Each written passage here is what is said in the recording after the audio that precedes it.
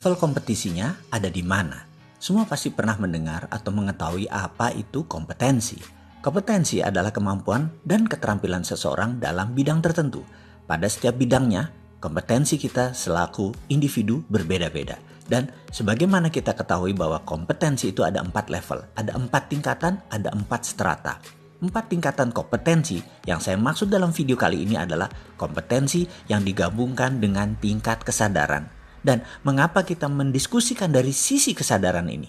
Karena tanpa kesadaran atau awareness tidak akan ada perubahan. Consciousness, kesadaranlah awal dari perubahan. Karena itu dalam bahasa kerennya ada istilah ABC.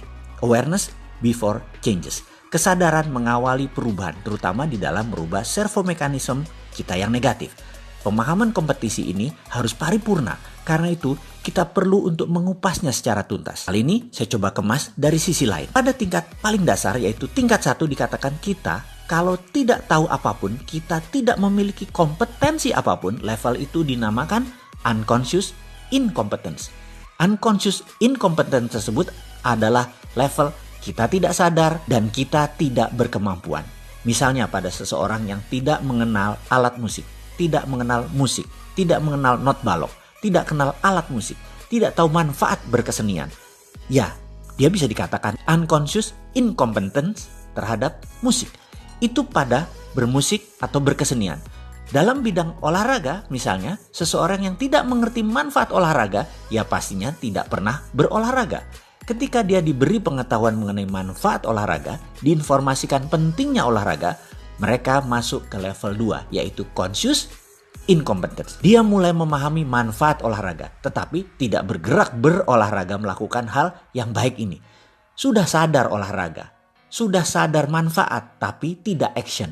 Ya setidaknya dia sadar kalau dia tidak berkemampuan. Begitulah kira-kira. Ketika seseorang tersebut memahami arti olahraga, namun sekarang dia mulai melakukan olahraga secara perlahan. Bersusah payah dan secara fisik, secara batin berusaha melakukan olahraga setiap hari. Seringkali dia terhenti dan bolak-balik mulai dari nol lagi, mulai olahraga lagi, nol lagi, olahraga lagi. Ini menandakan dia sudah masuk ke tahap ketiga. Tahap ketiga adalah conscious competence, berkesadaran dan berkemampuan. Sadar akan kemampuannya. Lalu dia paksakan dirinya terus berolahraga. Lalu masuk ke benak dia tiada hari tanpa olahraga. Bahkan dia resah kalau tidak berolahraga. Tubuhnya nggak enak kalau nggak boleh olahraga. Bicara setiap hari tentang olahraga. Apa yang mata dilihat semua berhubungan dengan olahraga. Pikirannya selalu mendahulukan olahraga. Matanya selalu berbinar-binar jika berbicara tentang komunitas seperti dirinya.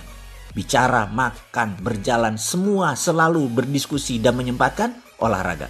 Maka dia sudah mencapai kompetensi yang lebih tinggi yaitu level 4 yang disebut unconscious competence. Kemampuannya sudah berada di subsistem paling dalam. Kompetensinya sudah berada di bawah sadar. Ada sebuah catatan penting yaitu memasuki keterampilan kompetensi di dalam bawah sadar. Ada seni tersendiri. Sangat khusus karena level 1, 2, dan 3 Anda bisa lalui dengan seketika. Namun untuk menjadi masuk ke level 4 perlu tenaga dorong tersendiri. Tahapan tersulit sekali lagi adalah di level 3. Berada di conscious competence. Sekarang kita lompat ke bidang lain. Di manakah level kompetensi kemakmuran Anda? Anda boleh renungan pertanyaan ini karena bagi saya penting untuk mengetahui level berapa sahabat punya kompetensi di bidang kemakmuran. Dan setelah ini, maukah menggeser atau meningkatkan level kompetensi tersebut ke level yang lebih tinggi? Oke, tugas kali ini mohon sahabat merenung sebentar. Di mana level kompetensi kemakmuran sahabat? Level 1 kah? Level 2 kah? Di mana keduanya Anda masih harus bekerja keras untuk mendatangkan uang ke Anda? Level 3, di mana usaha sedikit saja hasilnya maksimum. Atau Anda sudah di level 4, seakan tanpa kerja hasilnya maksimum. Istilah servomekanisme sebenarnya lebih dikenal di dunia teknik, yaitu suatu proses loop tertutup untuk mengkoreksi proses secara terus-menerus agar tetap dapat menuju target yang telah ditetapkan. Sebagai contoh peluncuran peluru kendali. Ini menerapkan teknik servomekanisme, di mana ketika target telah dikunci, maka gerakan peluru yang mulai melenceng akan direvisi ulang sehingga kembali menuju arah semula. Proses revisi ini berlangsung terus-menerus sampai dengan akhirnya peluru kendali tadi tepat mengenai sasaran yang telah ditetapkan. Apa hubungannya dengan perilaku manusia? Sangat berhubungan erat. Dr. Maxwell dalam sebuah karyanya bukunya yang berjudul Psycho-Cybernetic yang menyoroti peran besar dari self-image dan habit dalam kesuksesan seseorang memperkenalkan penggunaan istilah servomekanisme ini untuk menggambarkan gerakan kecenderungan manusia. Pada dasarnya dalam kehidupan ini setiap orang bergerak dengan prinsip servomekanisme alias terus-menerus melakukan koreksi sehingga sesuatu yang digariskan terjadi. Di mana proses koreksi ini berlangsung dengan keterlibatan seluruh kesadaran holistik manusia, conscious dan unconscious. Jika seseorang sudah digariskan untuk sial, maka apapun yang terjadi cepat atau perlahan tetapi pasti, maka proses servomekanismenya akan menuntun seseorang untuk menuju kondisi sial ini tanpa bisa ditolak sama sekali. Demikian juga jika seseorang digariskan untuk beruntung, maka servomekanisme ini dengan mudah akan membawanya ke keadaan yang seharusnya, yaitu beruntung.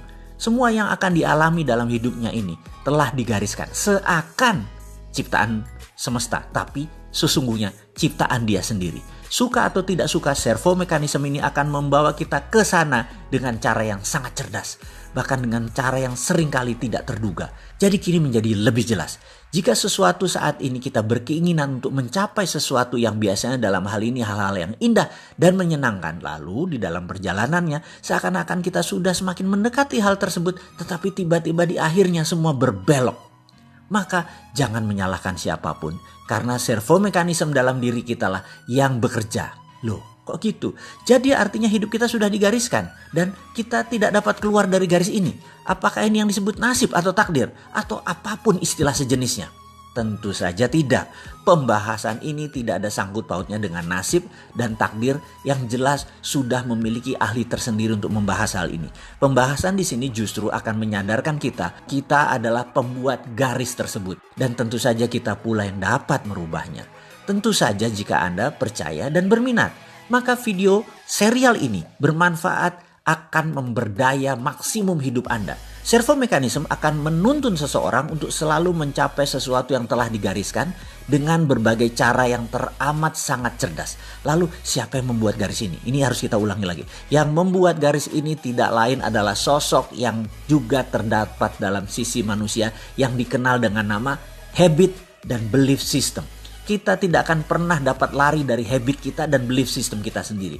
Dalam konteks praktis sehari-hari, apapun yang kita peroleh dalam kehidupan kita ini hanyalah ekspresi dari seluruh kemampuan kita yang telah mencapai tingkatan unconscious competence. Sebagai contoh, jika kita pernah mengalami kegagalan dalam suatu aspek kehidupan, katakanlah bisnis, maka kegagalan-kegagalan berikutnya akan cenderung untuk memperkuat self-image dan belief bahwa kita adalah ahli kegagalan bisnis. Itu jadi seakan-akan jadi habit. Lalu sampai dengan batas tertentu kegagalan bisnis ini akan menjadi skill dan melekat dalam diri seseorang tersebut alias sudah mencapai tingkatan keahlian unconscious competence. Lalu sejak saat itu bergeraklah langkah dia yang dipandu oleh automatic guided system yang bergerak dalam pola servomekanismenya. Setiap dia berbisnis pasti merugi sehingga dia frustrasi karena kegagalan adalah ahlinya dia.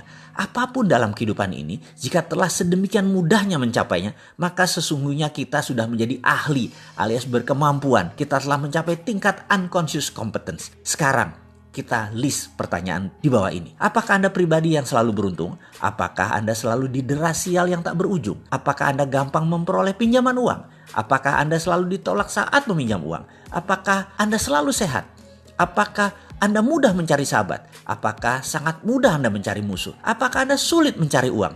Atau uang selalu mendatangi Anda? Apakah Anda selalu ditolak oleh lawan jenis Anda? Apakah Anda seorang yang sangat mudah memperoleh pasangan? Apapun itu, kemampuan arahnya menunjukkan bahwa Anda telah menjadi ahlinya secara unconscious competence. Servomekanisme Anda akan selalu berproses untuk menciptakan hal tersebut. Nasib manusia, baik atau buruk, tertulis di habit, di servomekanisme dan di belief systemnya. Bagai blueprint yang selalu mengawali suatu perwujudan dan semuanya Anda yang mengendalikan. Sekali lagi kita ingatkan, servo negatif harus kita buang, servo positif harus kita tambah.